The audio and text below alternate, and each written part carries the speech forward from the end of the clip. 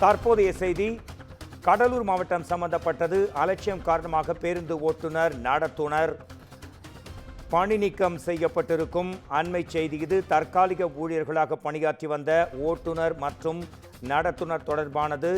அலட்சியம் காரணமாக பேருந்து ஓட்டுநர் நடத்துனர் பணி நீக்கம். கடலூரில் அரசு பேருந்திலிருந்து கல்லூரி மாணவி கீழே விழுந்த விவகாரத்தில் ஓட்டுநர் நடத்துனர் டிஸ்மிஸ், அதாவது பதவி நீக்கம் செய்யப்பட்டிருக்கிறார்கள்.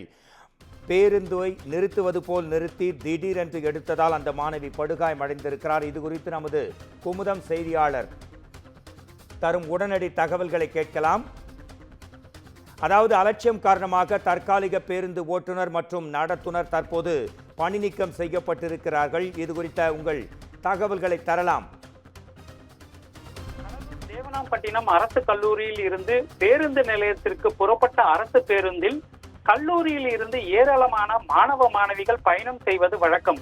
அந்த வகையில் பேருந்தில் ஏறிய முதலாம் ஆண்டு கல்லூரி மாணவி ஒருவர் தான் இறங்க வேண்டிய தீயணைப்பு நிலைய நிறுத்தம் வந்ததும் அங்கு அவர் இறங்குவதற்காக பேருந்தை நிறுத்துமாறு நடத்துனரிடம் தெரிவித்துள்ளார். இதனை அடுத்து பேருந்து ஓட்டுநர் பேருந்தை மெதுவாக நிறுத்தியதை அடுத்து மாணவி பேருந்தை விட்டு இறங்கும் போது திடீரென ஓட்டுநர் பேருந்தை எடுத்ததாக கூறப்படுகிறது.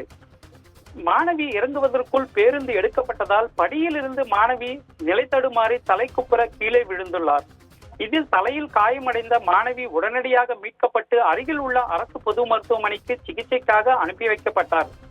மெதுவாக பேருந்தை நிறுத்துவது போல் சென்று திடீரென்ற ஓட்டுநர் பேருந்தை எடுத்ததால் தான் கீழே விழுந்து விட்டதாக மாணவி குற்றச்சாட்டு வைத்துள்ளார். மாணவியின் இந்த குற்றச்சாட்டை அடுத்து அலட்சியமாக பேருந்தை ஓட்டிய ஓட்டுநர் ரகோத்தமன் மற்றும் நடத்துனர் ஜெய்பால் ஆகிய இருவரும் பணியில் இருந்து விடுவிக்கப்பட்டனர்.